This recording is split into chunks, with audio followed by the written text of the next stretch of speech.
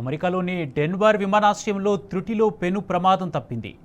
మియామాకి వెళ్తున్న American airlines విమానం AA3023 landing గేర్లో మంటలు చెలరేకాయి. ఈ ఘటనతో ఒక్కసారిగా భయాందోళనలు వ్యక్తమయ్యాయి. ప్రయాణికులు తమ ప్రాణాలు కాపాడుకునేందుకు రన్వేపై పరుగులు తీశారు.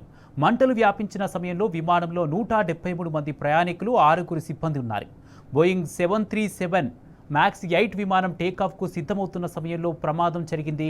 ల్యాండింగ్ గేర్లో సాంకేతిక లోపం కారణంగా ఒక్కసారిగా మంటలొచ్చాయి. దీంతో ఫైర్ సిబ్బంది రంగంలోకి దిగి మంటలను అదుపు చేశారు.